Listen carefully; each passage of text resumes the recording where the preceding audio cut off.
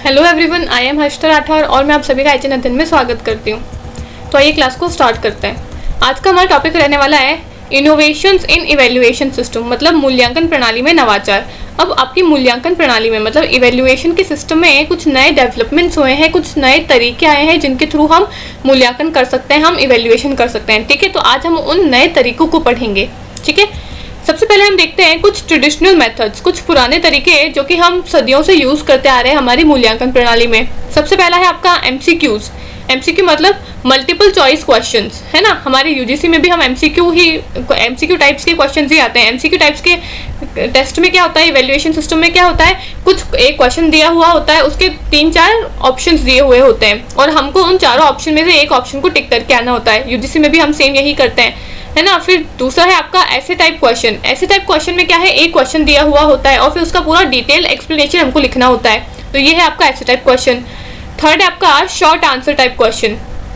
ऐसे type question में हमको उस क्वेश्चन का पूरा डिटेल में आंसर लिखना पड़ता है, लेकिन शॉर्ट आंसर्स में हमको डिटेल में नहीं लिखना पड़ता, बल्कि कुछ लिमिटेड शब्द सीमा होती है, उसके अंदर ही हमको उसका जवाब लिखना पड़ता है। और फिर फोर्थ वाला है आपका ट्रू और फॉल्स, मतलब एक सवाल दिया होगा, एक स्टेटमेंट दी होगी और हमको बोला होगा कि बताओ ये सही है या गलत है, ट्रू है या फॉल्स है, तो हमको वो ट्रू या फॉल्स पे टिक मार्क करके आना होगा। तो ये चारों तरीके जो है वो है आपके ट्रेडिशनल मेथड के, मतलब जिसमें हम इवैल्यूएशन सिस्टम के ट्रेडिशनल मेथड है जो हम पुराने टाइम से बहुत लंबे समय से यूज करते आ रहे हैं। ठीक है, अब हम देखेंगे आज कुछ modern innovation methods, modern innovative method जो कि हमारे इवैल्यूएशन सिस्टम में नए तरीके जुड़े हैं, उनके बारे में देखेंगे। सबसे पहला है आपका स्टूडेंट का इंटरव्यू। तो इंटरव्यू तो आपने देखा होगा कि आप काफ़ी सारी एग्जाम्स के लिए जाते हो, तो सबसे पहले आपका इंटरव्यू होता है। इंटरव्यू जो है वो आपका इवैल्यूएशन का ही एक नया तरीका है जो कि आजकल नए तरीके में जुड़ा है। ठीक है, इंटरव्यू में क्या होता है, जो भी इंटरव्यू लेने वाले लोग होते हैं वो आपसे पूछेंगे, आपके बारे में पूछेंगे, आपकी क्वालिफिकेशंस पूछेंगे, आपने क्या पढ़ाई कर रखी है, आपकी क्या नॉलेज है, उससे आपको पूछते हैं। ठीक है, तो इस तरीके से इंटरव्यू के थ्रू वो आपका इवैल्यूएशन, आपका मूल्यांकन करते हैं। दूसरा है आपका मिनट पेपर। मिनट पेपर भी आपका इनोवेशन है, एक इवैल्यूएशन सिस्टम है, मतलब मूल्यांकन करने में एक नया तरीका जो है वो जुड़ा है। मिनट पेपर के थ्रू भी हम इवैल्यूएशन कर सकते हैं, बच्चों का मूल्यांकन कर सकते हैं। कैसे कर सकते हैं, ड्यूरिंग और after teacher instructor can ask student to write for a minute और to on one of the following kind of questions. सबसे पहला बोला है what you have learn today और what points are still not clear to you. मतलब minute paper क्या होता है, टीचर क्लास के अंदर आया, ठीक है, और उसने आपको जो टॉपिक पढ़ाना था वो पढ़ा दिया। अब पढ़ाने के बाद में वो हर एक बच्चे को एक एक पेपर देगा और बच्चे को क्या करना होगा, उस पेपर के ऊपर 1 या 2 पॉइंट्स में बातें लिखनी होंगी कि टीचर ने जो उसको पढ़ाया क्या उसको समझ में आया, नहीं समझ में आया, क्या चीज़ उसको समझ में आई, क्या चीज़ उसको समझ में नहीं आई। ठीक है, तो उसको जो टीचर से सवाल पूछेगा वो सवाल भी कौन से पूछेंगे, what you have learn today, मतलब आज मैंने आपको क्या पढ़ाया, आपने क्या सीखा आज, या फिर what points are still not clear, मतलब अभी तक आपको कौन कौन सी चीज़ें समझ में अभी तक भी नहीं आई है। ठीक है, तो ऐसे कुछ सवाल टीचर जो है अपने स्टूडेंट से कर सकता है और स्टूडेंट क्या करेगा, ऐसे सवालों के फिर जवाब लिखेगा उस मिनट पेपर के अंदर, उस पेपर के अंदर। ठीक है, और इसको मिनट पेपर क्यों नाम दिया गया है, क्योंकि उस पेपर के अंदर उसको सिर्फ 1 या 2 बातें ही लिखनी है जो कि 1 मिनट का काम होता है सिर्फ। ठीक है, तो इसलिए इसका नाम लिया हुआ है मिनट पेपर। ठीक है, तो मिनट पेपर में बेसिकली होता क्या है, टीचर आया क्लास के अंदर, उसने बच्चों को पढ़ाया, पढ़ाने के बाद में वो बच्चों को पेपर देगा और पूछेगा कि जो मैंने आपको पढ़ाया क्या वो समझ में आया आपको। ठीक है, नहीं समझ में आया, क्या समझ में नहीं आया तो वो लिखो, जो समझ में आया है तो वो लिखो। ठीक है, तो ऐसे मिनट पेपर के ऊपर स्टूडेंट्स को अपने बारे में लिखना होता है, अब कि उनको क्या समझ में आया है, क्या समझ में नहीं आया है। ठीक है, नेक्स्ट है आपका डायरेक्ट क्वेश्चनिंग ऑफ स्टूडेंट। अब डायरेक्ट क्वेश्चनिंग ऑफ स्टूडेंट क्या है, instead of writing student can give feedback within the class when teacher ask the question to the student during teaching. मतलब क्या बोला है कि अब मिनट पेपर में तो क्या करेगा, टीचर एक एक बच्चे को एक एक पेपर देगा। ठीक है, तो पेपर देने के बजाय या फिर उस पेपर पे लिखने के बजाय हम बच्चे से डायरेक्टली मौखिक तरीके से भी तो सवाल जवाब कर सकते हैं ना कि आपको समझ में आया या नहीं समझ में आया।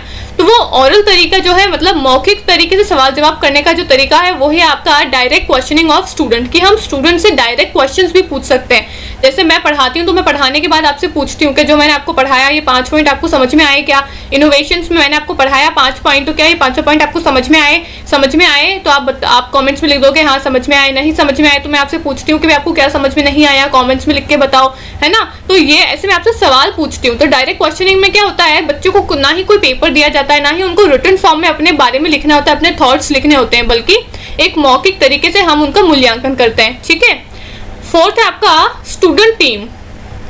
स्टूडेंट टीम क्या है? Students are divided into teams and then they evaluate themselves in the team itself by questioning each other or by sharing new thoughts and ideas। मतलब क्या बोला है? स्टूडेंट टीम, अब नाम से समझ में आ रहा है कि बच्चे मिलके अपनी एक टीम बनाते हैं, कुछ 4-5 बच्चे मिलके अपना एक ग्रुप बनाते हैं, अपनी एक टीम बनाते हैं और फिर उस टीम के अंदर ही दे इवेल्युएट देमसेल्व्स, मतलब वो खुद को ही, अपने आप को ही फिर उस ग्रुप के अंदर इवेल्युएट करते हैं, अपने आप का ही मूल्यांकन करते हैं आपस में मिलके एक दूसरे का। ठीक है, तो ये होता है स्टूडेंट टीम। और फिर फिफ्थ वाला है आपका मडिएस्ट पेपर। मडिएस्ट पेपर जो है वो आपका 1 मिनट पेपर की जैसे ही सेम है। इसमें भी बच्चों को पेपर दिया जाता है और फिर उस पेपर के ऊपर बच्चों को लिखना होता है कि क्या उनको समझ में आया, क्या समझ में नहीं आया। ठीक है, तो अब आप पूछोगे कि भाई जब दोनों सेम है तो फिर दोनों का नाम अलग अलग क्यों लिखा है? ठीक है, दोनों है तो सेम लेकिन कुछ छोटा सा डिफरेंस है दोनों में, वो मैं आपको बताती हूँ क्या डिफरेंस है। सबसे पहला है 1 मिनट पेपर। 1 मिनट पेपर में क्या होता है? Have to write positive and negative things. ठीक है, लेकिन मडिएस्ट पेपर में क्या लिखा है? Have to write only the negative things what they didn't understand. मतलब 1 मिनट पेपर में तो टीचर बच्चे को पेपर देगा और बच्चे को जो चीज पॉजिटिव है और जो चीज नेगेटिव है ये दोनों ही बातें उसको लिखनी पड़ेगी। पॉजिटिव नेगेटिव कैसे? जो टीचर ने उसको पढ़ाया क्या चीज उसको समझ में आई वो पॉजिटिव में उसको लिखना पड़ेगा, है ना। क्या चीज उसको समझ में नहीं आई वो उसको नेगेटिव में लिखना पड़ेगा। लेकिन मडिएस्ट पेपर में क्या बोला है? Have to write only the negative thing, मतलब जो चीज उसको समझ में नहीं आई है सिर्फ वही उसको लिखना होगा उस पेपर के अंदर। सिंपल सा बताती हूँ, 1 मिनट पेपर में क्या होता है? टीचर आपको एक पेपर देगा। ठीक है, मतलब सपोज करो हम एक क्लासरूम के अंदर हैं, अभी तो जैसे वर्चुअल क्लास हो रही है, अगर हम किसी ऑफलाइन क्लास की बात करें तो सपोज करो हम किसी ऑफलाइन क्लास में हैं। ठीक है, मैं आई क्लास के अंदर, मैंने अपना टॉपिक पढ़ाया इनोवेशन, जो भी मैं पढ़ा रही हूँ वो मैंने इनोवेशन के 5 तरीके पढ़ा दिए आपको और फिर उसके बाद में मैंने आपको एक एक पेपर दिया। ठीक है, अब उस पेपर पे आप लोगों को लिखना होगा कि क्या चीज़ आपको समझ में आई अभी तक जो मैंने आपको पढ़ाया। ठीक है, और क्या चीज़ आपको समझ में नहीं आई। ठीक है, अगर आप ये दोनों बातें लिखते हो, क्या आपको समझ में आई और क्या समझ में नहीं आई, तो वो कहलाएगा आपका 1 मिनट पेपर, जिसमें आपको पॉजिटिव और नेगेटिव दोनों ही बातें लिखनी पड़ेगी। लेकिन अगर मैं मडिएस्ट पेपर की बात करूँ तो उसमें सिर्फ आपको यही बताना पड़ेगा कि आपको क्या चीज़ समझ में नहीं आई, मैंने क्या पढ़ाया और उसमें से आपको क्या समझ में नहीं आया, सिर्फ वो नेगेटिव थिंग ही आपको बतानी पड़ेगी। ठीक है, तो ये है आपका मडिएस्ट पेपर। तो ये 5 है आपके इनोवेशन के तरीके, इवैल्यूएशन में इनोवेशन के तरीके। सबसे पहला था स्टूडेंट का इंटरव्यू, जिसमें हम क्या करते हैं? इंटरव्यू के थ्रू बच्चे को क्या करते हैं? इवैल्यूएट करते हैं, उसका मूल्यांकन करते हैं। दूसरा था मिनट पेपर, जिसमें बच्चे को पॉजिटिव नेगेटिव दोनों ही बातें लिखनी होती है। और एक हमने किया मडिएस्ट पेपर, जिसमें बच्चे को सिर्फ नेगेटिव बात लिखनी होती है, वो चीज़ जो उसको समझ में नहीं आई है क्लास के अंदर। ठीक है, फिर हमने किया डायरेक्ट क्वेश्चनिंग टू स्टूडेंट। अब डायरेक्ट क्वेश्चनिंग क्यों किया हमने? कि भाई अब पेपर देने के बजाय, एक एक बच्चे से पेपर पे लिखवाने के बजाय हम डायरेक्टली मौखिक तरीके से भी उनसे पूछ सकते हैं, उनका इवैल्यूएशन, उनका मूल्यांकन कर सकते हैं। ठीक है, तो वो है आपका डायरेक्ट क्वेश्चनिंग। फिर हमने किया स्टूडेंट का टीम। स्टूडेंट टीम में हमने क्या देखा? बच्चे मिलकर आपस में ही एक टीम बनाते, एक ग्रुप बनाते और फिर उस ग्रुप के अंदर वो आपस में ही एक दूसरे का इवैल्यूएशन करते हैं, मूल्यांकन करते हैं। ठीक है, तो ये थे आपके कुछ मूल्यांकन के तरीके, नए तरीके जो कि मूल्यांकन में जुड़े थे। ठीक है, अब नेक्स्ट टॉपिक है हमारा कंप्यूटर बेस्ड टेस्टिंग, जिसको सीबीटी भी कहते हैं, कंप्यूटर आधारित परीक्षण। ठीक है, अब नाम से ही समझ में आ रहा है कंप्यूटर बेस्ड टेस्टिंग, मतलब टेस्ट करने के कुछ ऐसे तरीके, मूल्यांकन करने के ऐसे तरीके जो कि कंप्यूटर पे बेस्ड है। ठीक है, तो अब जैसे आजकल आप लोगों को पता है कि इतना ज़्यादा डिजिटलाइजेशन हो रहा है, सब चीज़ें ऑनलाइन हो रही है, तो एग्जाम्स जो हैं वो भी ऑफलाइन के बजाय ऑनलाइन लेने लगी है सरकार। ठीक है, हम भी हमारा जो यूजीसी का जो नेट का एग्जाम जो हम देते हैं वो भी हम ऑनलाइन तरीके से ही देते हैं। ठीक है, अब क्या लिखा है इसमें? The tend to opt this system of evaluation is increasing in the Indian higher education system due to several cases of cheating और proxy testing in high stakes competitive exam in recent years. मतलब क्या बोला है, हिंदी में पढ़ के बताती हूँ। हाल ही के वर्षों में उच्च स्तर की प्रतियोगी परीक्षा में धोखाधड़ी या प्रॉक्सी परीक्षण के कई मामलों के कारण मूल्यांकन की इस प्रणाली को चुनने का रुझान भारतीय उच्च शिक्षा प्रणाली में बढ़ रहा है। मतलब क्या बोला है यहाँ पे कि जैसे कि आजकल आप सभी लोगों को पता है कि हम जो भी एग्जाम देने जाते हैं तो एग्जाम 2 दिन बाद है तो पहले ही पता चल जाता है कि उसका तो पेपर ही लीक हो गया है ना। पेपर लीक हो जाते हैं, बहुत ज़्यादा चीटिंग्स होने लगी है आजकल एग्जाम्स के अंदर, या फिर प्रॉक्सी टेस्टिंग, प्रॉक्सी परीक्षण भी काफ़ी ज़्यादा होने लगा है, प्रॉक्सी टेस्टिंग भी काफ़ी ज़्यादा होने लगी है कॉम्पिटिटिव एग्जाम्स के अंदर।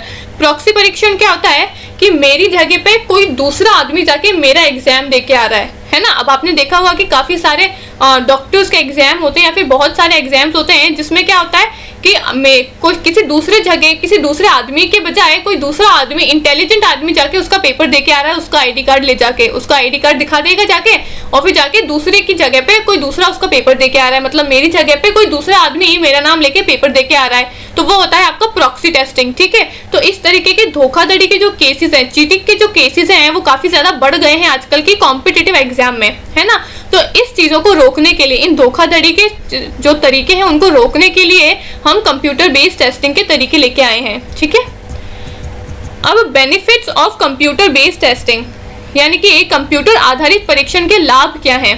सबसे पहला है मोर फ्रीक्वेंट टेस्टिंग अपॉर्चुनिटी, मतलब अधिक बार परीक्षण के अवसर। अब सीबीटी के थ्रू, कंप्यूटर बेस्ड टेस्टिंग के थ्रू क्या होता है, ज्यादा से ज्यादा बच्चों को अपॉर्चुनिटी मिलती है टेस्ट देने की, मतलब अपना परीक्षण करने की। ठीक है, अब क्यों मिलती है, अब जैसे अगर ऑफलाइन एग्जाम होता है तो क्या होता है, बच्चों को बहुत अलग अलग जगह पे सेंटर्स आते हैं, वहां पे जाके देना पड़ता है, तो दूर दूर जा जाके बच्चों को एग्जाम देना पड़ता है ना। लेकिन कंप्यूटर बेस्ड टेस्टिंग में क्या होता है, आप है ना साइबर कैफे पे जाके भी कंप्यूटर के ऊपर पेपर आता है, तो वहां पे भी आप जाके ऑनलाइन पेपर को दे सकते हो, है ना। तो इसलिए अपॉर्चुनिटी जो है वो ज्यादा बढ़ गई है लोगों के लिए। दूसरा है डेटा रिच रिजल्ट, मतलब डेटा समृद्ध परिणाम, मतलब जो रिजल्ट है आपका वो भी एकदम सटीक रिजल्ट आता है। अब जैसे अगर आप है ना ऑफलाइन एग्जाम की बात करो तो इसमें क्या होता है, अब ह्यूमन बीइंग्स हैं, उनको चेक करने वाले भी ह्यूमन बीइंग्स हैं, पेपर बनाने वाले भी इंसान ही हैं, तो गलतियां हो ही जाती है। लेकिन कंप्यूटर के माध्यम से अगर हम एग्जाम लेते हैं या फिर रिजल्ट देते हैं तो रिजल्ट जो है वो एकदम सटीक आता है। ठीक है, थर्ड है आपका इंक्रीजिंग कैंडिडेट रीच, ठीक है ना, बढ़ती उम्मीदवार पहुंच। मैंने आपको बताया कि अब कैंडिडेट की जो रीच है वो भी ज्यादा बढ़ चुकी है कंप्यूटर बेस्ड टेस्टिंग से, क्योंकि सीबीटी के थ्रू क्या होता है, हमको कंप्यूटर के ऊपर ऑनलाइन एग्जाम देना होता है, तो बच्चों को दूर दूर जगह पे जो सेंटर्स आते हैं वहां पे जाना आना नहीं पड़ता। ठीक है, अब कुछ बच्चे क्या होते हैं, जैसे कुछ लोग होते हैं जो बोलते भाई ना लड़कियों को हम बहुत दूर दूर जगह पे नहीं भेज सकते, है ना, तो कुछ लड़कियां इस वजह से जा जाके पेपर नहीं दे पाती है, या फिर कुछ दूसरा रीजन होता है कि वो अलग अलग जगह पे दूर दूर जाके पेपर्स को नहीं दे पाते, क्योंकि वो पेपर जो है वो ऑफलाइन होते हैं। लेकिन अब क्या हो गया है, अब कंप्यूटर बेस्ड टेस्टिंग हो गई है, अब ऑनलाइन तरीके से हम पेपर दे सकते हैं, तो किसी भी पास के साइबर कैफे में जाके आप इजीली जाके पेपर दे सकते हो।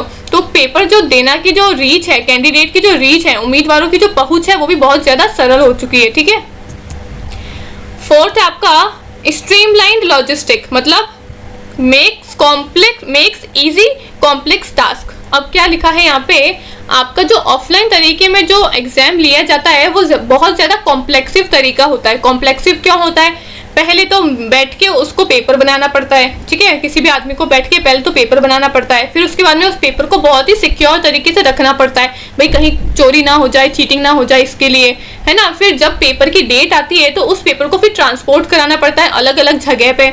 मान लो राजस्थान में, अगर राजस्थान में पेपर बना है तो पूरे इंडिया में फिर उस पेपर की सप्लाई करानी पड़ती है अलग अलग स्टेट्स में दूर दूर, तो वो ट्रांसपोर्टेशन कराना पड़ता है। ट्रांसपोर्टेशन में भी बहुत ध्यान रखा जाता है कि कहीं पेपर की चीटिंग ना हो जाए। ठीक है, तो इस तरीके से बहुत ज्यादा कॉम्प्लेक्सिव तरीका है। लेकिन कंप्यूटर बेस्ड टेस्टिंग में क्या हो गया है, ये सब चीजें हट गई है।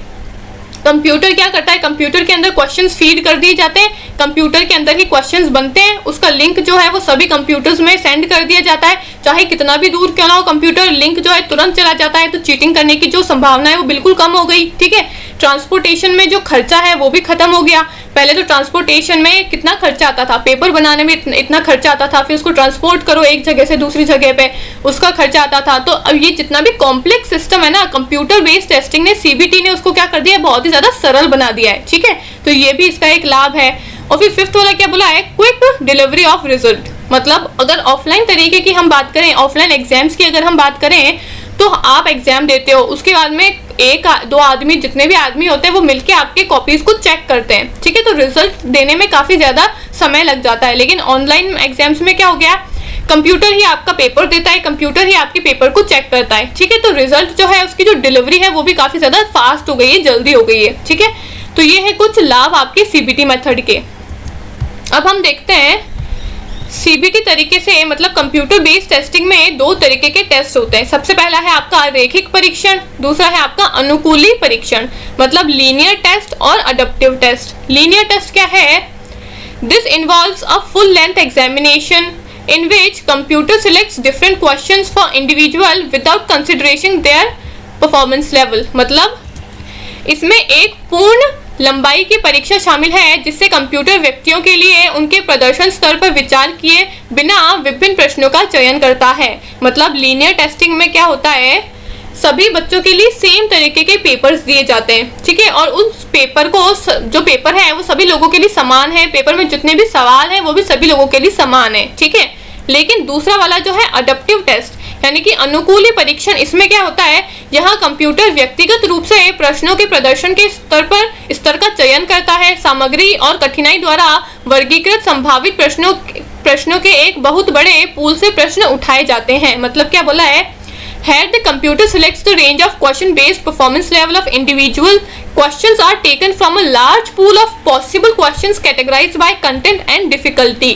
लीनियर टेस्ट में मैंने आपको बताया कि एक तरीके का पेपर आता है सबके लिए, उस पेपर में जो क्वेश्चंस है, जो प्रश्न है वो भी सबके लिए समान है, ठीक है। लेकिन अनुकूली परीक्षण अडैप्टिव टेस्ट में क्या होता है, पेपर जो आएगा ना उसमें क्या होएगा, क्वेश्चन पूछेंगे। अब आपने अगर उस क्वेश्चन का जवाब सही दिया, ठीक है, तब तो आपसे जो अगला सवाल पूछा जाएगा वो और ज्यादा डिफिकल्ट पूछा जाएगा, ठीक है। अगर आपने उस सवाल का जवाब गलत दिया तो जो कंप्यूटर है उसको लगेगा कि नहीं ये बच्चा जो है वो वीक है ना, इस सवाल को मतलब सॉल्व करने में इतना ज्यादा संभव नहीं है, तो इसलिए मुझे इसको थोड़ा सरल सवाल देना चाहिए। तो फिर दूसरा सवाल जो पूछेगा कंप्यूटर आपसे वो थोड़ा सरल सवाल पूछेगा। इसलिए तो बोला यहाँ पे question based performance level of individual, मतलब एक आदमी के परफॉर्मेंस के हिसाब से उससे सवाल पूछे जाते हैं। अगर आपने सवाल सही करे तो जो अगले क्वेश्चंस हैं वो आपसे और ज्यादा डिफिकल्ट और ज्यादा मुश्किल पूछे जाते हैं। कंप्यूटर के अंदर कुछ ऐसा ही फीड किया जाता है कि बच्चा अगर जितने ज्यादा सही जवाब देता है तो उसका जो डिफिकल्टी लेवल है ना क्वेश्चन पूछने का वो बढ़ता जाता है, और बच्चा अगर गलत जवाब देता है तो फिर उसके परफॉर्मेंस के लेवल पे जो डिफिकल्टी लेवल है वो धीरे धीरे कम कर देते हैं और उससे सरल सरल सवाल पूछते हैं, ठीक है।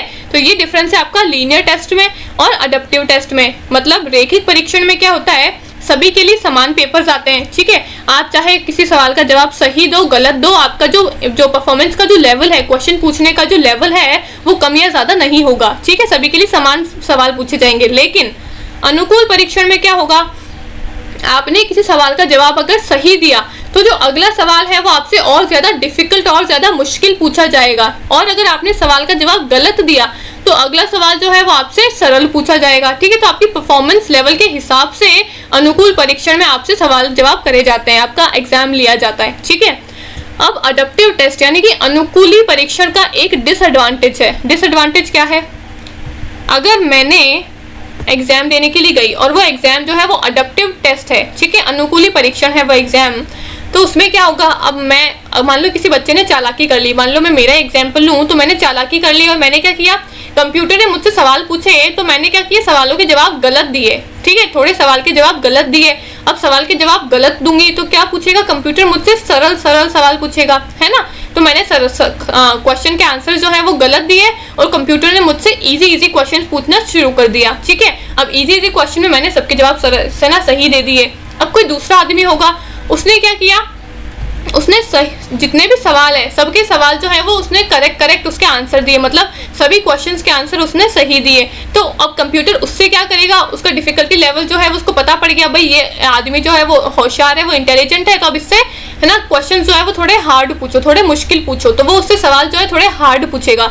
तो अब जब रिजल्ट आया तब ये देखा कि 10 क्वेश्चन में से 10 नंबर में से मेरे आए 8 नंबर, ठीक है, और जो दूसरा वाला आदमी था उसके भी आए 8 नंबर, ठीक है। तो ये रिजल्ट निकला कि हम दोनों की फर्स्ट रैंक लगी है, ठीक है। अब फर्स्ट रैंक तो लगी है, लेकिन क्या आपको लगता है कि ये जो फर्स्ट रैंक लगी है वो सही तरीके से लगी है?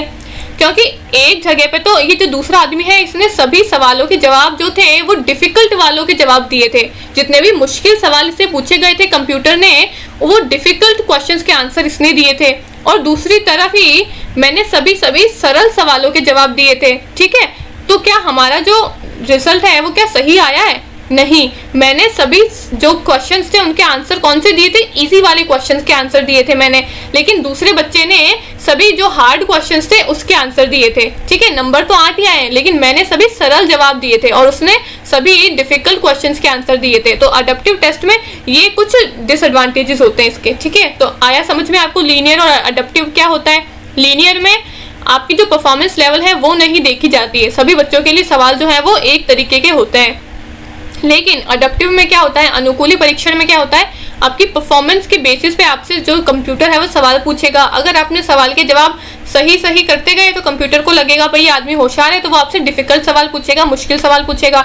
और अगर आपने कुछ सवालों के जवाब गलत दिए तो वो फिर आपसे अगला सवाल सरल पूछता है, इजी पूछता है। ठीक है, अब अडप्टिव टेस्ट जो है वो आपका जीमेट के एग्जाम्स में, जो कि बैंकिंग के एग्जाम्स होते हैं, उसमें एडप्टिव टेस्ट जैसे इवेल्युएशन होते हैं, मतलब अडप्टिव टेस्ट की तरह मूल्यांकन लिया जाता है। ठीक है, जिसमें आप जैसे है ना सवाल के जवाब दोगे वैसा आपका अगला क्वेश्चन आपको मिलता जाएगा। ठीक है,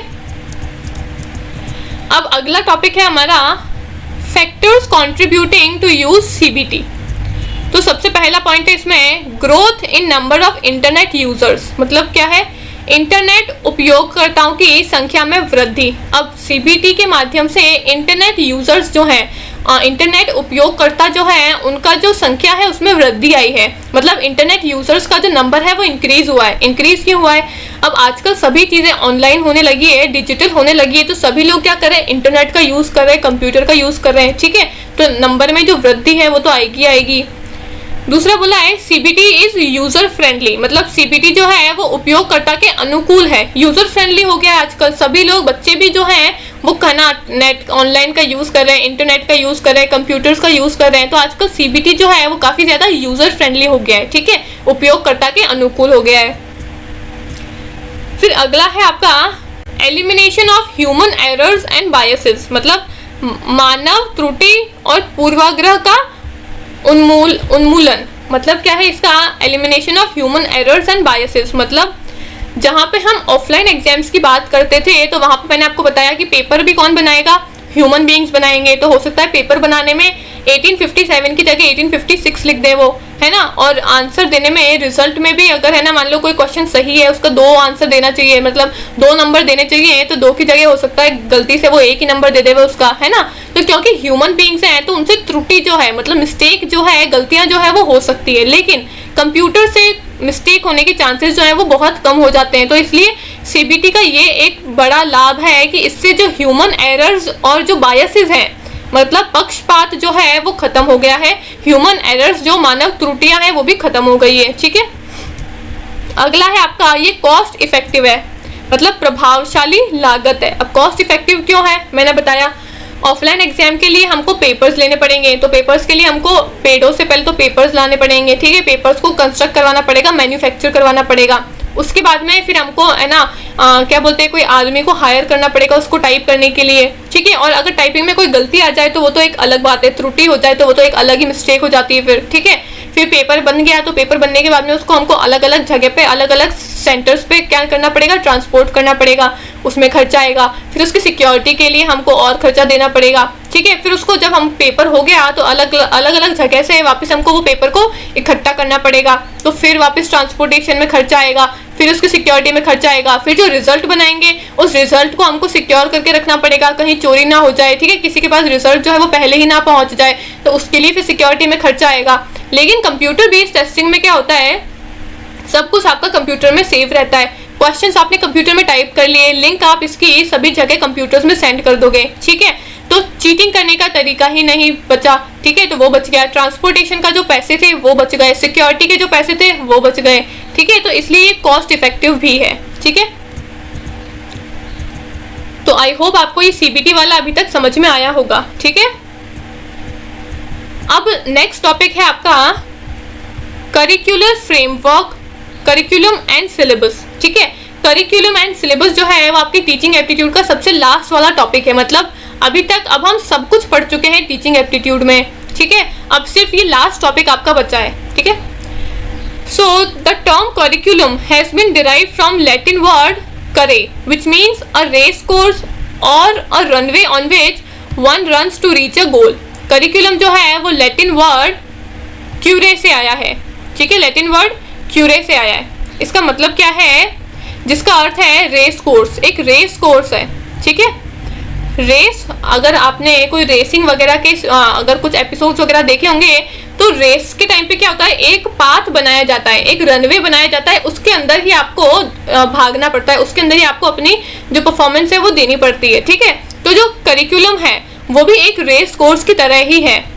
करिकुलम क्या होता है, आपको अपने बच्चों को कैसे पढ़ाना है उसके लिए आप पहले से ही प्लानिंग करते हो और कुछ बाउंड्रीज बना लेते हो कि आप मुझे इसके अंदर ही अपना पूरा सिलेबस जो है वो कंप्लीट कराना है, ठीक है। तो ये एक रेस कोर्स की तरह है। अब करिकुलम और सिलेबस होता क्या है, सबसे पहले तो मैं आपको वो बताती हूँ। करिकुलम और सिलेबस, सिलेबस जो है वो आपका करिकुलम के अंदर आता है, ठीक है। सिलेबस क्या होता है, सिलेबस जिसमें आपका जो स्टडी मटेरियल है, आपका भाई इंग्लिश में आपके 10 चैप्टर हैं, हिस्ट्री में आपके 10 चैप्टर है, तो वो क्या है, आपके चैप्टर्स जो हैं, आपका स्टडी मटेरियल जो है वो है आपका सिलेबस, ठीक है। लेकिन करिकुलम में क्या आता है, करिकुलम में आता है आपका सिलेबस प्लस आपकी कुछ एक्टिविटीज, ठीक है। सिलेबस प्लस आपकी कुछ एक्टिविटीज आती है। एक्टिविटीज कौन सी होती है, अब आप जब स्कूल में जाते थे तो क्या स्कूल में सिर्फ पढ़ने के लिए जाते थे क्या, सिलेबस को कंप्लीट करने के लिए जाते थे क्या, कोर्स को कंप्लीट करने के लिए जाते थे क्या, नहीं। वहां पे जब हम स्कूल में जाते थे तो हम गेम्स भी खेलते थे, हम डांस क्लास है ना, नाचना गाना कूदना खेलना सब करते थे हम वहाँ पे। तो वो जो नाचना गाना कूदना खेलना है वो है आपकी एक्टिविटीज, ठीक है। और सिलेबस क्या है, आपका कोर्स है, आपका स्टडी मटेरियल है। इन दोनों को मिला के बना है आपका करिकुलम, ठीक है। तो करिकुलम में आपका सिलेबस प्लस आपकी कुछ एक्स्ट्रा एक्टिविटीज जो भी आप स्कूल के अंदर करते हो वो, ये दोनों चीज मिलके बनाती है आपका करिकुलम, ठीक है। लेकिन सिलेबस में क्या आता है, सिलेबस में सिर्फ आपका जो है ना कोर्स है, सिर्फ जो आपका सब्जेक्ट मटेरियल है सिर्फ वही आता है, ठीक है। समझ में आ गया करिकुलम और सिलेबस में क्या अंतर है। तो सिलेबस जो है वो आपका करिकुलम का ही पार्ट है, ठीक है, पाठ्य चर्चा का ही पार्ट है। पाठ्यक्रम जो है वो आपका पाठ्य चर्चा का ही पार्ट है, पाठ्य चर्चा का ही क्या है, पार्ट है, ठीक है। अब जो करिकुलम होता है, पाठ्य चर्चा जो होती है वो दो तरीके की होती है, सब्जेक्ट सेंटर्ड और एक्सपीरियंस सेंटर्ड, ठीक है। सब्जेक्ट सेंटर्ड क्या होती है, it is in terms of subject, मतलब सब्जेक्ट के बेसिस पे होती है। इसमें जो केंद्र पॉइंट होता है, जो सेंटर पॉइंट होता है वो आपका सब्जेक्ट होता है। लेकिन एक्सपीरियंस में जो सेंटर पॉइंट होता है वो आपका एक्सपीरियंस होता है, आपका स्टूडेंट होता है। सब्जेक्ट सेंटर जो है वो आपके सब्जेक्ट से रिलेटेड है और एक्सपीरियंस सेंटर जो है वो आपके स्टूडेंट से रिलेटेड है, ठीक है। दूसरा बोला है इट रिवॉल्व्स अराउंड सब्जेक्ट, ये सब्जेक्ट के चारों तरफ ही घूमती है। लेकिन एक्सपीरियंस सेंटर जो है वो लर्नर्स के चारों तरफ घूमती है, मतलब सीखने वालों के चारों तरफ घूमती है, ठीक है। फिर बोला है subject matter is invariably selected and organised before the teaching learning situation, मतलब सब्जेक्ट सेंटर करिकुलम में क्या होता है, जो सिलेबस है या जो भी एक्टिविटीज है, क्योंकि करिकुलम में सिलेबस प्लस एक्टिविटीज दोनों ही आते हैं, तो सिलेबस और एक्टिविटीज दोनों ही पहले से ही ऑर्गेनाइज्ड करी जाती है, पहले से ही व्यवस्थित की जाती है, ठीक है। लेकिन एक्सपीरियंस सेंटर लर्नर्स में क्या, एक्सपीरियंस सेंटर करिकुलम में क्या होता है, usually learners doing the teaching learning select and organise subject matter cooperatively.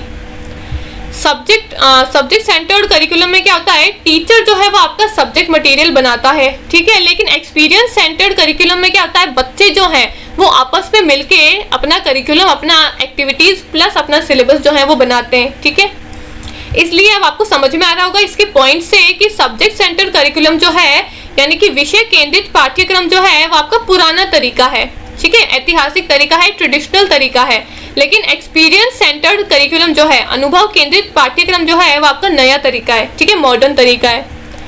यह विषय के संदर्भ में है, ठीक है। सबसे मतलब ये आपका सब्जेक्ट से रिलेटेड है, फर्स्ट पॉइंट मैंने बताया। दूसरा क्या है, रिवॉल्व्स अराउंड सब्जेक्ट, मतलब ये विषय के इर्द गिर्द घूमता है।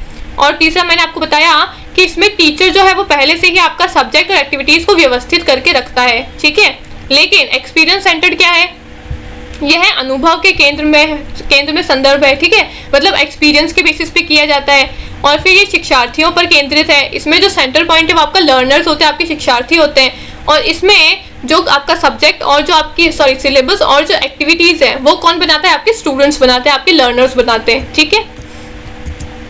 फोर्थ पॉइंट है it stress the teaching of fact imparting of information, मतलब यह है तथ्यों के शिक्षण सूचना प्रदान करने पर जोर देता है। मतलब सब्जेक्ट सेंटर्ड करिकुलम में क्या होता है, इसका मेन उद्देश्य होता है कि सिर्फ हम बच्चों को जानकारी दे देवे, ठीक है, उनको समझ में आ रहा है नहीं समझ में आ रहा है उससे कोई फर्क नहीं पड़ता है, सिर्फ बच्चों तक इन्फॉर्मेशन यानी कि ये जो सूचना है, जो जानकारी है, बस वो पहुंच जाए, ठीक है। लेकिन एक्सपीरियंस सेंटर्ड में क्या होता है, it stress the practical aspect of life, मतलब यह जीवन के व्यवहारिक पहलुओं पर जोर देता है, ठीक है। ये किस पे जोर देता है, सब्जेक्ट सेंटर जोर देता है कि सिर्फ बच्चों तक सूचना पहुंच जाए, लेकिन एक्सपीरियंस सेंटर जो है वो आपके व्यवहारिक पहलुओं पर जोर देता है, आपकी प्रैक्टिकल लाइफ पर जोर देता है, ठीक है।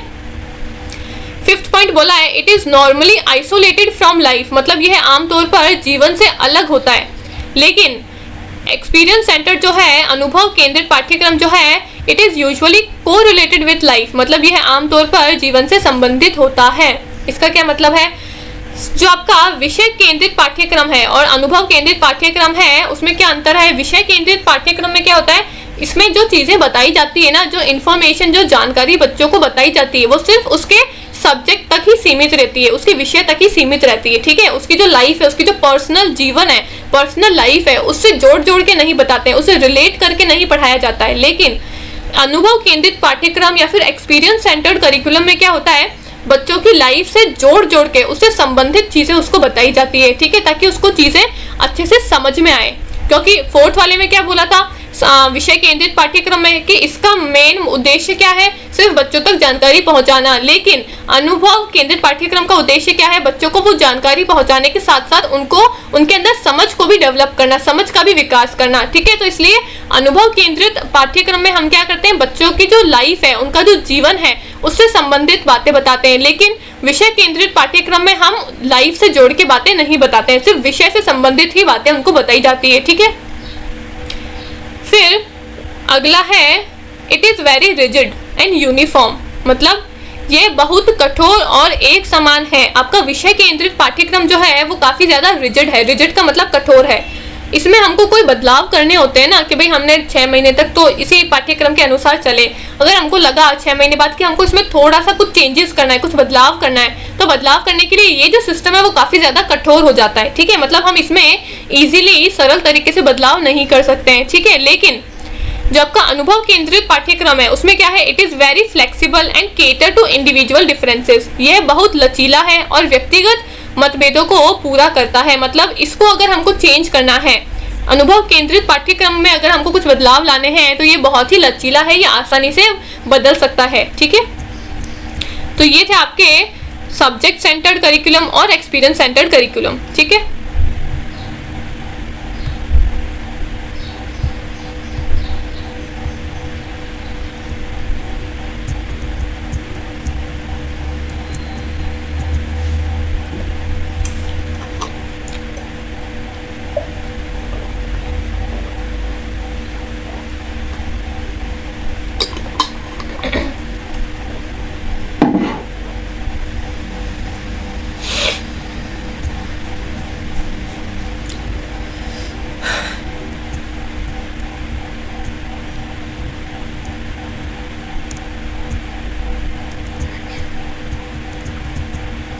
ठीक है, तो समझ में आया आपको सब्जेक्ट सेंटर करिकुलम और एक्सपीरियंस सेंटर करिकुलम, यानी कि विषय केंद्रित पाठ्यक्रम और अनुभव केंद्रित पाठ्यक्रम क्या होते हैं, ठीक है। अगला टॉपिक है हमारा को करिकुलर एक्टिविटीज, यानी कि सह पाठ्य चर्चा। अब करिकुलम में यानी कि आपके पाठ्य चर्चा में कुछ एक्टिविटीज भी होती है, कुछ गतिविधियां भी होती है, ठीक है। तो दो तरीके की एक्टिविटीज होती है, को curricular activities and extra curricular activities. सह पाठ्य चर्चा, सबसे पहले हम बात करते हैं को करिकुलर एक्टिविटीज की। ये क्या होती है, activities refers to activities, programmes and learning experiences that complement in some way what student are learning in school, ठीक है।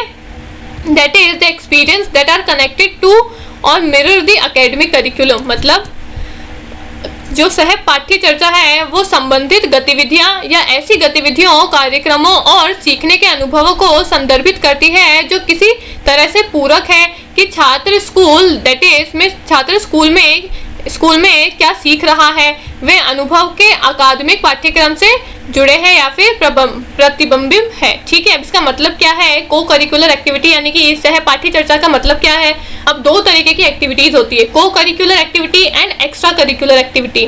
को करिकुलर एक्टिविटी यानी कि सह पाठ्य चर्चा क्या होती है, को करिकुलर एक्टिविटी आपकी वो एक्टिविटीज है जो कि आपकी पढ़ाई से जुड़ी हुई है, पढ़ाई से संबंधित है, ठीक है। एग्जाम्पल देके मैं आपको समझाती हूँ आसानी से। डिबेट और ऐसे राइटिंग, मतलब बहस या फिर निबंध लेखन, ठीक है।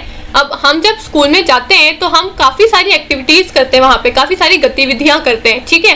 जैसे एक हो गया आपका डिबेट और एक है आपका एसे राइटिंग, ये आपकी पढ़ाई से रिलेटेड है, ठीक है। तो कुछ ऐसी एक्टिविटी जो कि आपकी पढ़ाई से रिलेटेड है, आपके सिलेबस से संबंधित है, ठीक है, आपके सब्जेक्ट से संबंधित है, वो आती है आपकी को करिकुलर एक्टिविटीज़ में, मतलब सहपाठ्य चर्चा में, ठीक है। दूसरा वाला समझाती हूँ तब दोनों ही समझ में आ जाएंगे आपको। दूसरा है आपका एक्स्ट्रा करिकुलर एक्टिविटीज़, मतलब पाठ्येतर गतिविधियां।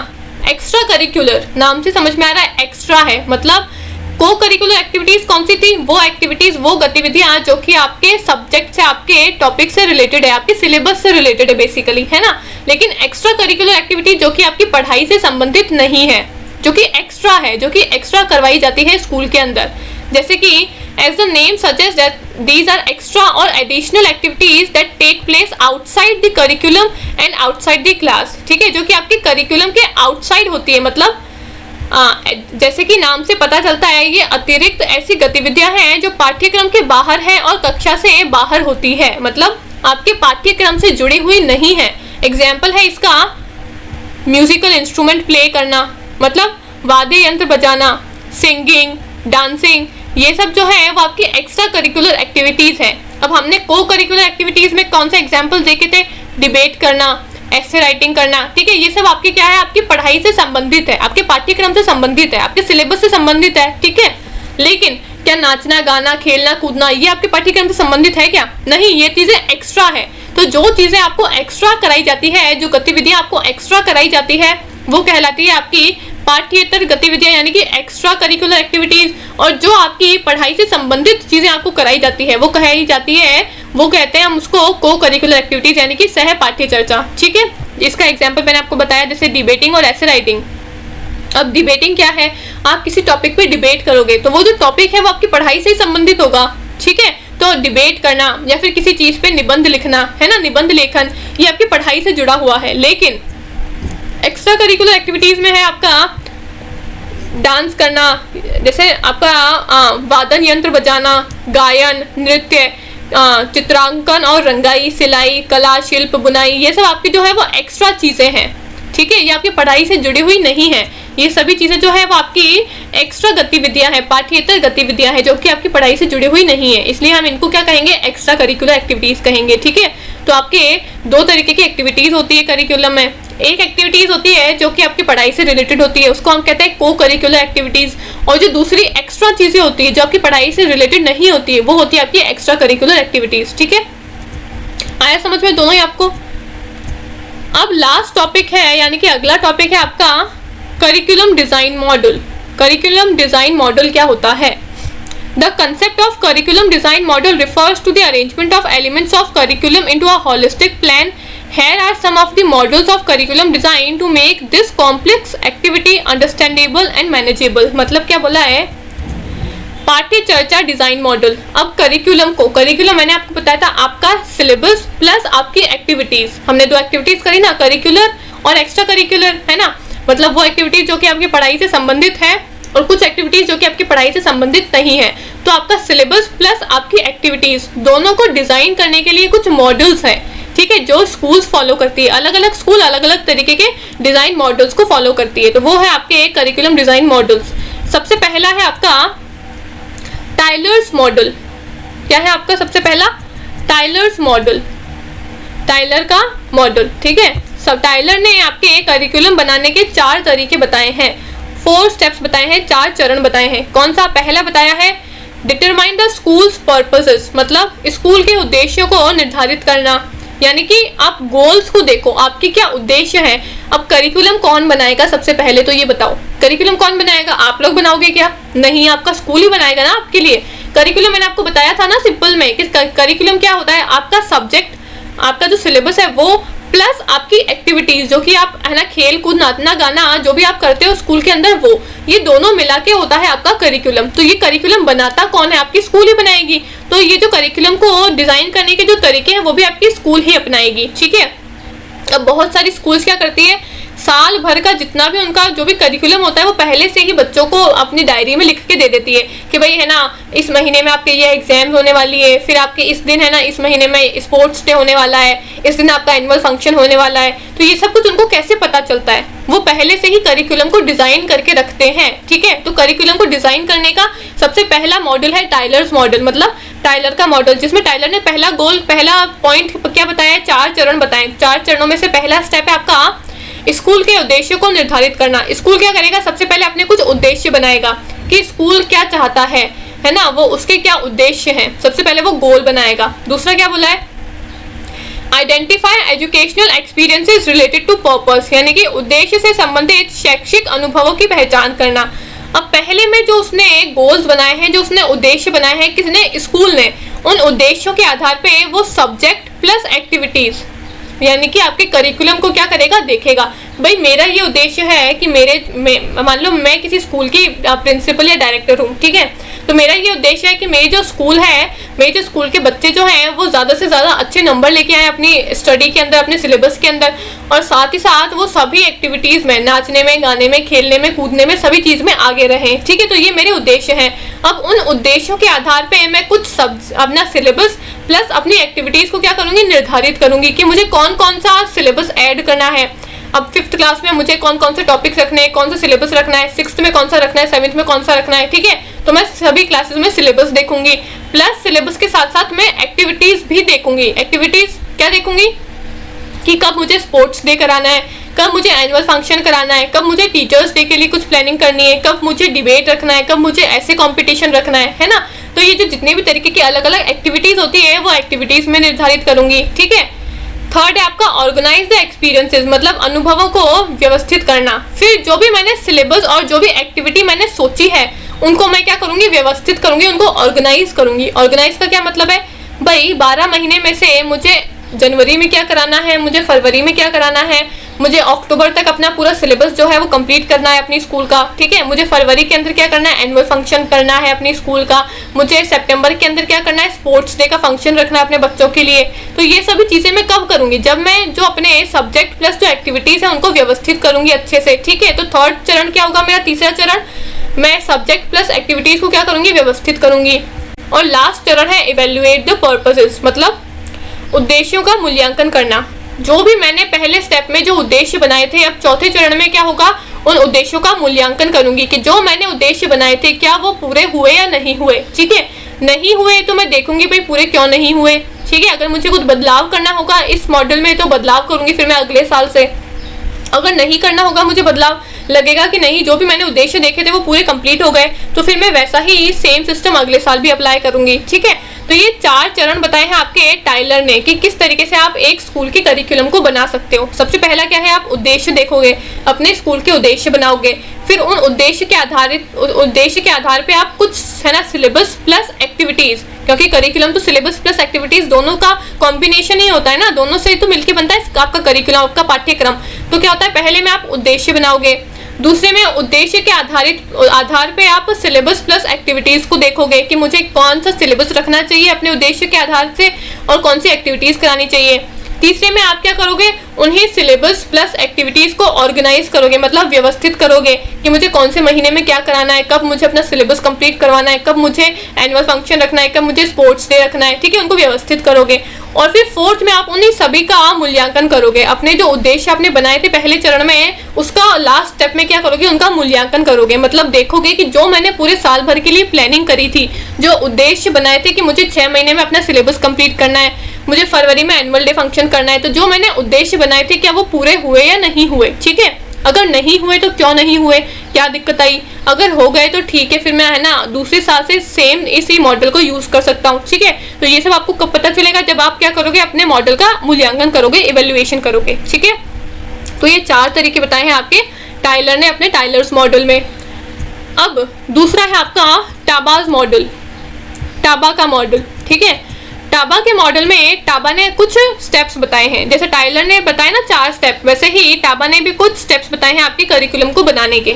सबसे पहला है डायग्नोसिस ऑफ नीड, मतलब जरूरतों का निदान करना। ठीक है, जरूरतों का निदान करना।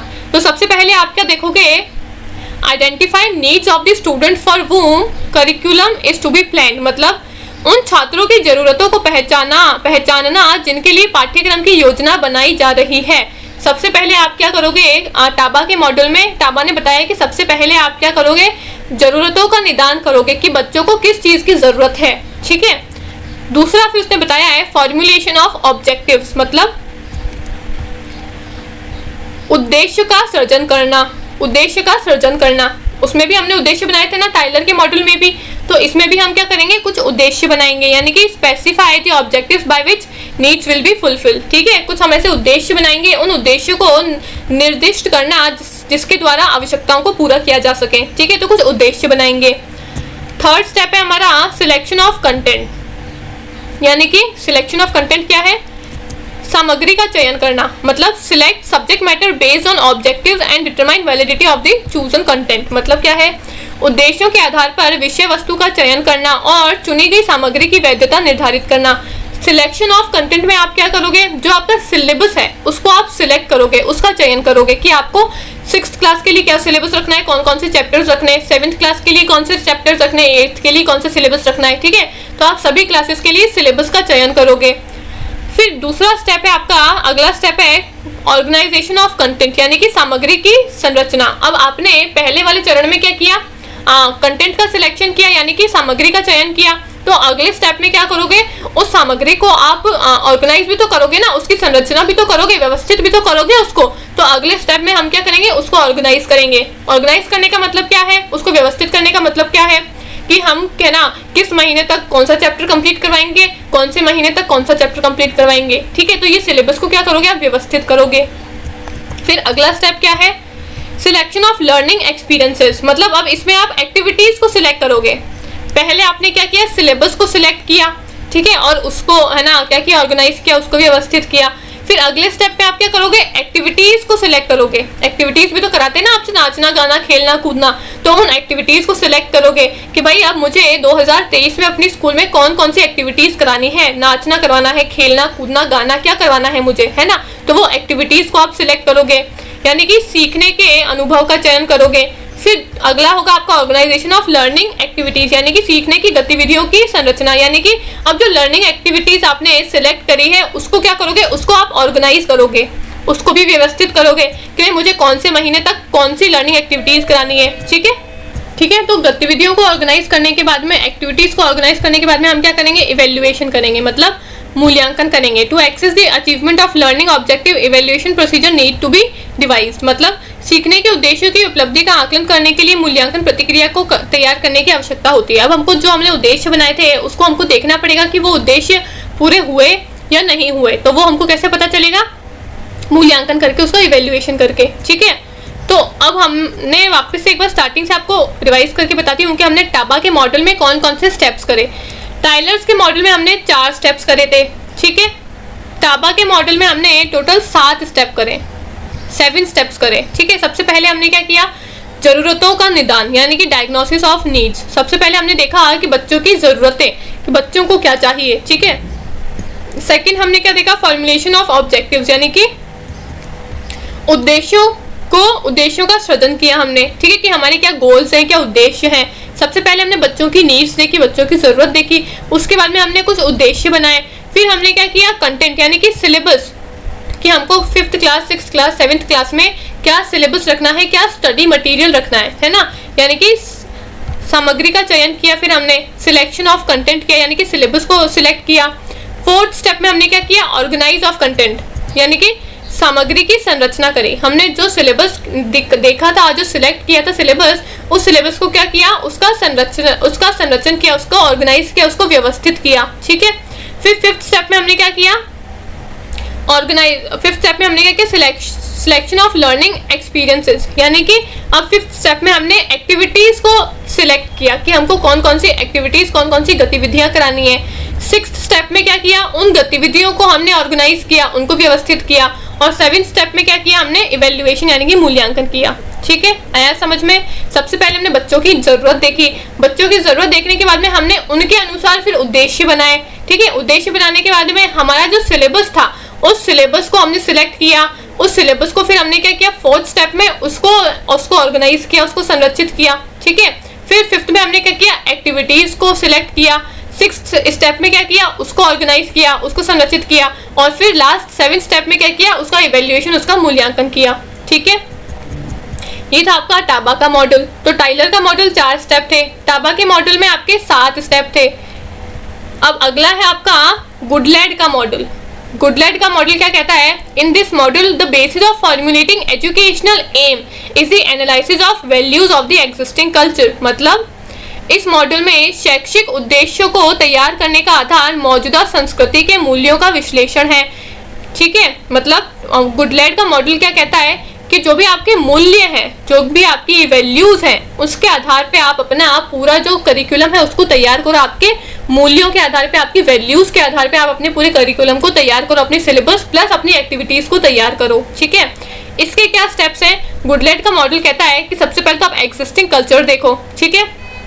उसके आधार पे एग्जिस्टिंग कल्चर क्या होता है, place where you are teaching. Existing culture क्या होता है, वो जगह जहाँ पे आप टीच कर रहे हो, ठीक है। तो इसके स्टेप्स क्या है, सबसे पहले आप वैल्यूज को देखो, ठीक है। सबसे पहले आप मूल्यों को देखो, उसके बाद में उसके अनुसार एजुकेशनल एम्स यानी कि उसके अनुसार फिर आप उद्देश्य बनाओ। फिर अपनी एक्टिविटीज प्लस सब्जेक्ट को देखो, ठीक है, यानी कि करिकुलम को सिलेक्ट करो, ऑर्गेनाइज करो और फिर उसका मूल्यांकन करो।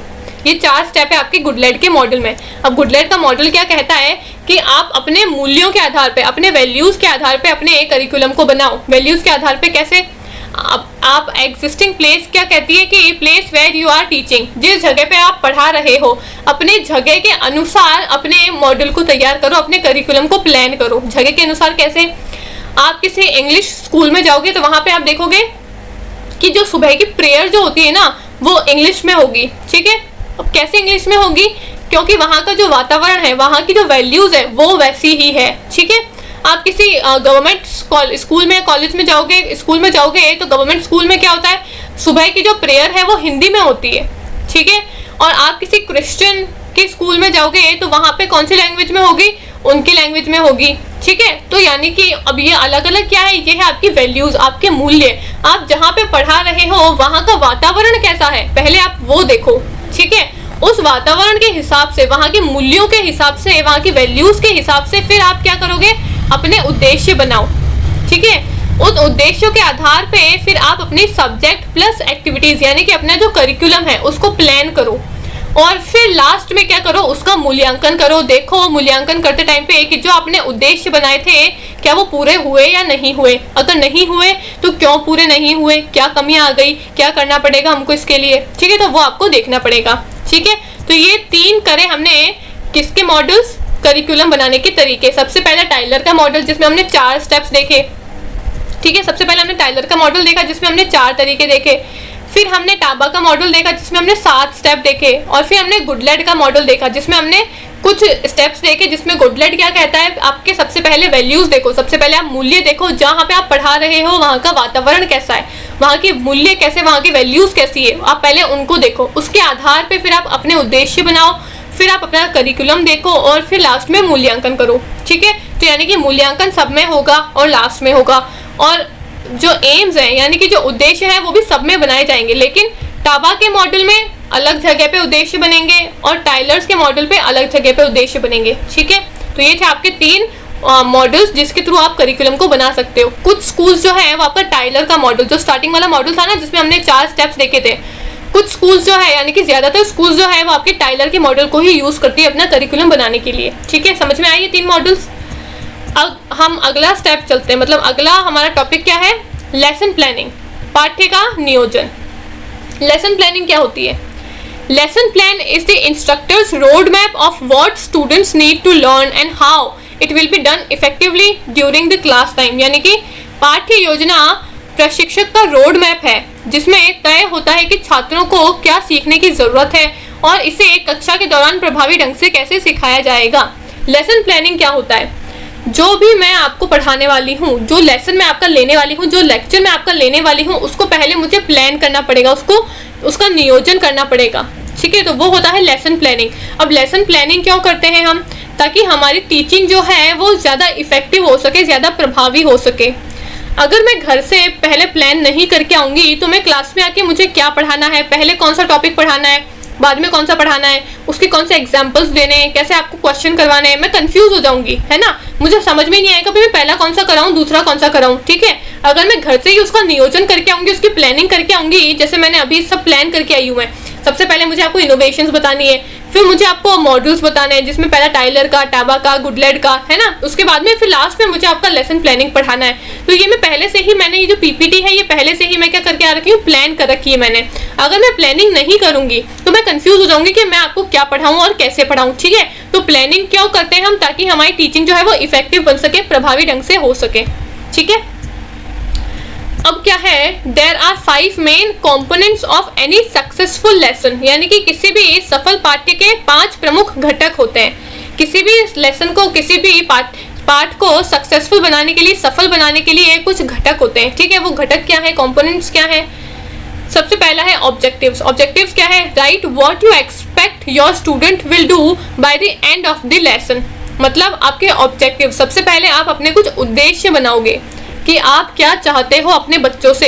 Right what you expect your students, कि आप अपने छात्रों से क्या उम्मीद रखते हो, ठीक है। भाई मेरी उम्मीद है कि मेरे बच्चे जो है वो, जो भी मैं पढ़ा रही हूँ वो अच्छे से पढ़े और उनकी जो नॉलेज है ना उसमें उनका विकास हो, ठीक है। ये मेरा उद्देश्य है। तो मैं क्या एक्सपेक्टेशंस रखती हूँ आपसे, मैं क्या उम्मीद रखती हूँ आपसे कि आप अच्छे से पढ़ाई करो और आपका जो दिमाग है उसका विकास हो, जो मैं आपको पढ़ा रही हूँ वो आपको बहुत अच्छे से समझ में आए, ठीक है। तो सबसे पहले मैं क्या करूंगी, कुछ उद्देश्य बनाऊंगी मेरे, कि मेरे उद्देश्य क्या है पढ़ाने के, मैं क्यों पढ़ा रही हूँ अपने बच्चों को, ठीक है। दूसरा स्टेप, दूसरा क्या है, वार्म अप। वार्म अप क्या है, revise the previous lesson, check homework orally, correct common mistakes etcetera और any other activities that can active student and prepare them to receive the new material. मतलब क्या लिखा है कि पिछले पाठ को दोहराना, मौखिक रूप से गृह कार्य की जांच करना, सामान्य गलतियों को सुधारना आदि या कोई अन्य गतिविधि को छात्रों को सक्रिय कर सकती है और उन्हें नई जानकारी पाने हेतु तैयार कर सकती है। यानी कि क्या बोला है, वार्म अप में क्या होता है, अब मैं क्लास शुरू करने से पहले क्या करूंगी, आपसे पिछले क्लास के बारे में कुछ सवाल जवाब पूछूंगी कि मैंने पहले ये बताया था, पिछली क्लास में मैंने ये पढ़ाया था, तो बताओ मैंने, है ना, पिछली क्लास में इस टॉपिक में क्या पढ़ाया था, ठीक है। या फिर आपको मैंने कुछ होमवर्क दिया होगा, गृह कार्य दिया होगा, तो उसके बारे में आपसे ओरली यानी कि मौखिक तरीके से आपसे सवाल जवाब करूंगी, ताकि आप क्या हो, वार्म अप हो जाओ, आप पहले से तैयार हो जाओ अपनी अगली क्लास के लिए, ठीक है। अब ऐसे नहीं कि मैं क्लास में आते ही शुरू हो गई पढ़ाना आपको, नहीं, पहले मेरे को आपको तैयार करना पड़ेगा अपनी क्लास के लिए। तो तैयार कैसे करूंगी, आपको वार्म अप करा के, ठीक है, वार्म अप करा के, ठीक है। थर्ड स्टेप है आपका प्रेजेंटेशन, यानी कि प्रस्तुति। Present the new material using the suitable techniques, write the procedure that you will follow to explain new material. मतलब उपयुक्त तकनीकों का उपयोग करके नई सामग्री प्रस्तुत करें। नई सीखने की व्याख्यान करने के लिए आप जिन कार्यक्रमों का पालन करेंगे उन्हें लिखें। थर्ड स्टेप में क्या होता है, प्रेजेंटेशन करते हैं हम। प्रेजेंटेशन क्या करते हैं, अब जब मैंने बच्चों को वार्म अप करा दिया तो अब मैं अपना जो मटेरियल है वो बच्चों के सामने क्या करूंगी, प्रेजेंट करूंगी, उनके सामने प्रस्तुत करूंगी, ठीक है। तो वो होता है प्रस्तुति देना। फिर फोर्थ स्टेप है आपका प्रैक्टिस, यानी कि अभ्यास। अब प्रैक्टिस में क्या होगा, it is the work done by student whether it is controlled, guide और free. Students answer some exercise based on the material presented. These exercise are often there are on the set books। मतलब यह छात्रों द्वारा किए जाने वाला कार्य है और यह नियंत्रित, निर्देशित या मुक्त हो सकता है। छात्र प्रस्तुत सामग्री के आधार पर कुछ अभ्यासों का उत्तर देते हैं। ये अभ्यास अक्सर सेट बुक पर होते हैं। मतलब क्या है, फोर्थ स्टेप में क्या बोला है, आप बच्चों से कुछ अभ्यास कराएं, कुछ प्रैक्टिस क्वेश्चन कराएं। थर्ड स्टेप में जो हमने प्रेजेंट किया है मटेरियल बच्चों के सामने, जो हमने पढ़ाया है बच्चों को, वो पढ़ाने के बाद में लास्ट में हम बच्चों से कुछ सवाल जवाब करें, ठीक है। उससे रिलेटेड कुछ सवाल पूछें, कुछ उनको प्रैक्टिस क्वेश्चंस दें, ताकि क्या होगा, बच्चों को समझ में आएगा कि अच्छा जो मैंने पढ़ा है उससे सवाल कैसे पूछे जाएंगे मुझसे एग्जाम में, ठीक है। तो उनका क्या हो, अभ्यास हो, उनकी प्रैक्टिस हो, ऐसे उनसे कुछ क्वेश्चन सॉल्व कराएं, कुछ सवाल पूछे उनसे, ठीक है। अगला है आपका असेसमेंट, यानी कि आपका आकलन करना। Write some sentences on the board or distribute printed papers to see whether objectives were achieved or not and to check whether student learn or not according to the objectives। ठीक है, यानी कि board पर कुछ वाक्य लिखें या छात्रों को मुद्रित पेपर दें और यह देखें कि तय उद्देश्य प्राप्त हुए हैं या नहीं, और ये जांचें कि छात्रों ने उद्देश्यों के अनुसार सीखा या नहीं। अब पेपर दे उनको। पेपर दे किसमें बताया था मैंने आपको, 1 मिनट पेपर में बताया था ना कि टीचर क्या करेगा, क्लास में आएगा, पढ़ाने के बाद में आपको पेपर देगा और आपको लिखना पड़ेगा उस पे कि आपको क्या समझ में आया क्या समझ में नहीं आया, है ना।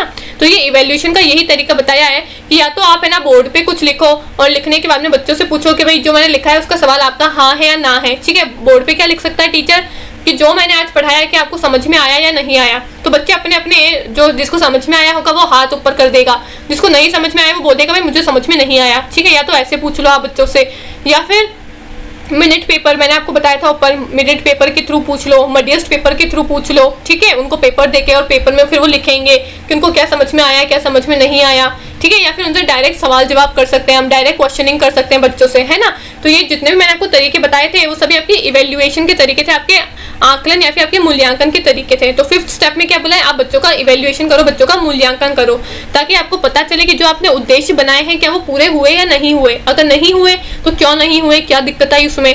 ठीक है, अगर आपको कुछ चेंजेस करने पड़ते हैं तो आपको कुछ चेंजेस भी कर सकते हो उसके अंदर, अपने सिस्टम के अंदर। ठीक है, तो ये 5 तरीके होते हैं आपके लेसन को प्लान करने के। ठीक है, सबसे पहला उद्देश्य बनाना, यानी कि आप कुछ ऑब्जेक्टिव्स बनाओगे, कुछ गोल बनाओगे। दूसरा वार्म अप कराओगे, बच्चों को तैयार करोगे क्लास के लिए। तीसरा प्रेजेंटेशन, यानी कि जो आपने मटेरियल बनाया है, जो आपने प्लान किया है, जो आपको पढ़ाना है अपने बच्चों को, उनके सामने उसको प्रस्तुत करोगे। 4th में अब उस मटेरियल से रिलेटेड आप लास्ट में वो पढ़ाने के बाद में, चैप्टर खत्म होने के बाद में कुछ प्रैक्टिस के क्वेश्चंस दोगे, उनसे कुछ अभ्यास के सवाल पूछोगे। ठीक है, और लास्ट में क्या करोगे, असेसमेंट करोगे, यानी कि उनका मूल्यांकन करोगे और देखोगे कि जो आपने उद्देश्य सेट किए थे, जो आपने उद्देश्य बनाए थे, गोल्स बनाए थे, क्या वो गोल्स आपके पूरे हुए या नहीं हुए। ठीक है, तो ये है आपका आज का क्लास। आई होप आपको समझ में आया होगा। इसका जो PDF है वो आपको मिल जाएगा हमारे टेलीग्राम चैनल पे, तो लिंक जो है टेलीग्राम का वो आपको डिस्क्रिप्शन में मिल जाएगा। अगर आपको कुछ भी समझ में नहीं आया है इस क्लास को लेकर या फिर इससे पहले वाली क्लासेस को लेकर, तो आप मुझसे कमेंट बॉक्स में पूछ सकते हैं, मैं उसका जवाब देने की कोशिश करूंगी। ठीक है, थैंक यू।